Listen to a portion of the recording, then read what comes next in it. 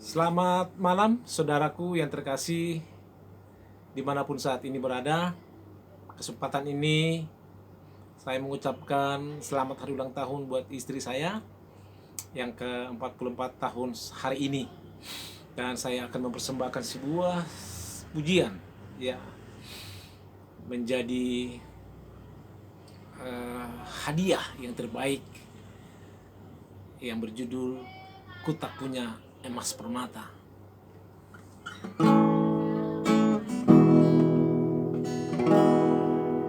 Saat ini teringat aku denganmu sebagai kasihku. Ku persembahkan pujian, selamat ulang tahun.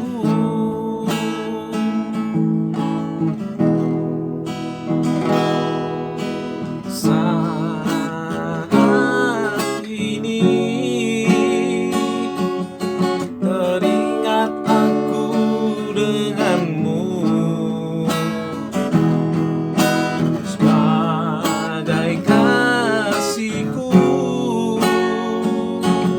Ku persembahkan pujian, selamat ulang tahun.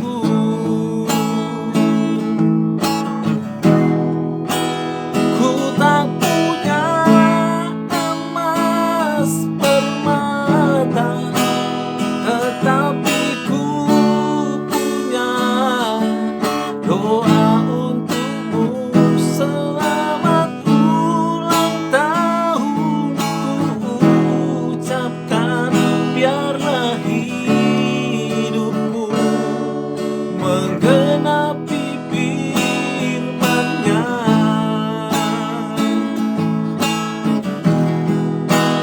Ku tak punya emas permata, tetapi ku punya doa untukmu.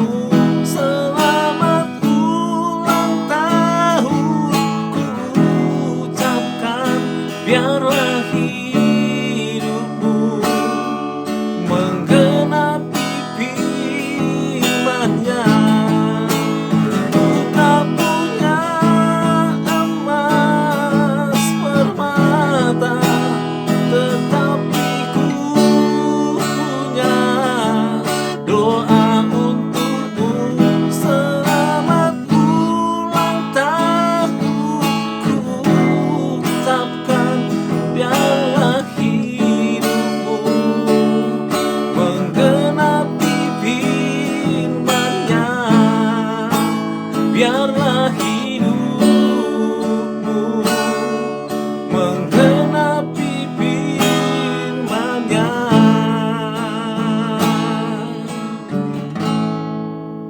Biarlah hidupmu menggenapi firman Tuhan. Dan satu hal saya mau bagikan kepadamu hari ini, ada hadiah kebesaran firman Tuhan yang boleh ya menguatkan, yang boleh menjadi penopang dalam setiap hidup yang kita jalani hari ini sampai Yesus datang yang kedua kali. Nah, ayat firman Tuhan ini sengaja saya ambil dari kitab Lukas pasal yang ke-18, ya. Kita akan membaca kitab Lukas pasal pasal yang 18 ayat yang pertama ya sampai dengan ayat yang ke-8. Begini bunyi firman Tuhan. Perumpamaan tentang hakim yang tak benar, ya. Yesus mengatakan suatu perumpamaan kepada mereka untuk menegaskan bahwa mereka harus selalu berdoa dengan tak jemu-jemu. Ya, katanya dalam sebuah kota, ya, ada seorang hakim yang tidak takut akan Allah dan tidak menghormati seorang pun. Ya, dan di kota itu ada seorang janda yang selalu datang kepada hakim itu dan berkata, "Belalah hakku terhadap musuhku." Ya. Beberapa waktu lamanya hakim itu menolak. Tetapi kemudian ia berkata dalam hatinya, walaupun aku tidak takut akan Allah dan tidak menghormati seorang pun, namun karena janda ini menyusahkan aku, ya, baiklah aku akan membenarkan dia, supaya jangan terus saja ia datang dan akhirnya menyerang aku. Kata Tuhan lagi, camkanlah apa yang dikatakan hakim yang lalim itu. Tidakkah Allah akan membenarkan orang-orang pilihannya yang siang malam berseru kepadanya? Dan adakah ia mengulur-ulur waktu sebelum menolong mereka? Ayat yang ke-8. Aku berkata kepadamu, ia akan segera membenarkan mereka. Akan tetapi, jika Anak Manusia itu datang, adakah ia mendapati iman di bumi? Saya ulangi kembali ayat yang ke-8. Aku berkata kepadamu, ia akan segera membenarkan mereka. Akan tetapi, jika Anak Manusia itu datang, adakah ia mendapati iman di bumi? Saudara, kebenaran firman Tuhan ini adalah perumpamaan yang sungguh luar biasa yang diperkatakan oleh Yesus kepada murid-muridnya dan juga kepada orang lain yang bersama-sama dengan mereka. Ya, perkataan yang terakhir ayat yang ke-8 itu, ketika ia datang, adakah ia mendapati iman di bumi? Ini menegaskan bahwa Yesus itu tahu bagaimana perkataan yang dilontarkan sejak ribuan tahun yang lalu sampai hari ini, dan sampai Yesus datang yang kedua kali menggenapi segala sesuatu. Dia mengetahui seluruh isi hati manusia. Maka dia katakan, jika Anak Manusia itu datang, adakah ia mendapati iman di bumi? Saudara, bagaimana saudara menanggapi ini? Ya, bagaimana saudara dapat merenungkan ini siang dan malam? Ya, seorang janda yang selalu memohon kepada seorang hakim yang tidak benar dalam perumpamaan ini. Hakim yang tidak menghormati Allah dan juga menghormati siapapun. Bayangkan saja karena doa seorang janda, karena permohonannya siang dan malam, datang ke rumah hakim itu. Dia berbicara, bersorak-sorak di depan rumahnya. Dia berusaha terus berjumpa dengan hakim ini dan mengatakan, tolong belalah aku terhadap musuhku. Belalah aku. Saudara, bagaimana apa yang diputuskan oleh hakim itu, yang dia katakan menyusahkan aku, baiklah aku akan membela dia. Saudara, hakim itu menjadi satu gambaran yang diperkatakan oleh Yesus. Sejahat apapun seorang hakim, ya, bahkan Alkitab mencatat tidak menghormati Allah, tidak peduli dengan Allah, tetapi karena seorang janda ini dalam hidupnya yang benar, Allah memberikan pembelaan secara khusus baginya. Ya, Allah mengubah hati hakim ini, hakim yang tidak benar ini, sehingga dia dibela oleh hakim itu dengan adil. Saudaraku yang terkasih, ini adalah salah satu yang dapat membuat kita menjadi hidup yang terus memberikan harapan kita kepada Tuhan. Jangan jemu-jemu dalam berdoa.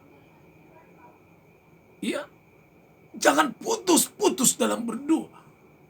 Terus sampai Yesus mengerahkan pandangannya. Sampai mata Tuhan tertuju bagi saya dan saudara. Tetap di dalam doa. Maka sampai Yesus datang, kita tetap dalam doa. Saudara tahu bahwa perkataan yang diperkatakan oleh Yesus pada ayat yang ke-8 itu, ya, apakah ketika anak manusia datang kedua kalinya mendapati iman di bumi? Nah, ini menjadi koreksi dalam hidup kita, renungan kita siang dan malam. Jangan sampai termasuk saudara dan saya itu tidak memiliki iman di bumi ketika Yesus datang. Alangkah sedihnya hidup kita.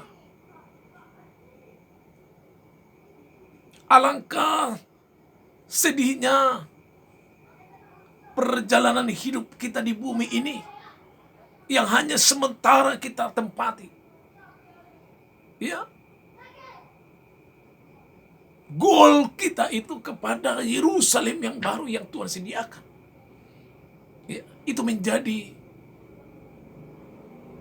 tujuan kita yang khusus. Tertuju kepada tujuan yang satu, yaitu Kristus. Di mana Dia ada, kita mau menuju ke sana, saudara.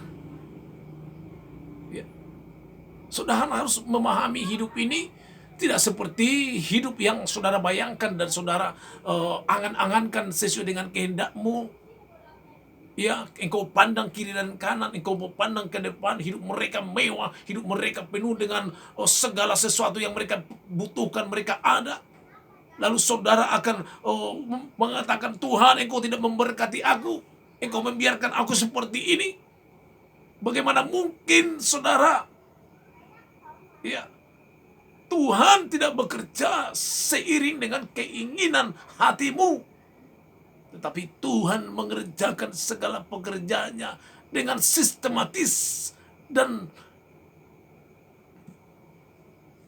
benar-benar adil dalam hidup kita. Memutuskan yang terbaik supaya kita tidak menjadi orang yang gagal mengikut Kristus. Ya. Segala sesuatunya kita harus berjuang, saudara. Perjuangan kita, ya, melawan daging kita ini, yang menjadi salah satu perjuangan yang begitu berat, menuju kehendaknya Tuhan yang sesungguhnya. Berat. Ya. Karena akhir zaman ini telah dicatatkan bahwa manusia akan mencintai dirinya. Manusia akan menyerahkan saudaranya laki-laki dan saudara perempuan untuk dihakimi. Mereka akan mencintai uang. Mereka akan mencintai apa yang ada di hadapan matanya. Wow. Ini luar biasa, saudara. Oleh sebab itu, saya sangat mengharap bahwa kita terus dalam doa kita, yang tidak pernah jemu-jemu, tidak pernah bosan, tidak pernah berhenti, tetapi terus sampai Yesus datang, sampai memutih rambut kita, sampai Dia datang, Dia menemukan saudara dan saya hidup tidak bercela di mata Tuhan. Maka keselamatan itu akan menjadi milik saudara dan juga saya. Ini renungan singkat yang saya sampaikan kepada secara khusus bagi istri saya yang berulang tahun, supaya tidak ada rasa bosan dan juga jemu-jemu dalam mengikut Tuhan. Terpuji nama Tuhan. Sekali lagi selamat hari ulang tahun. Tuhan Yesus yang menolongmu senantiasa. Haleluya.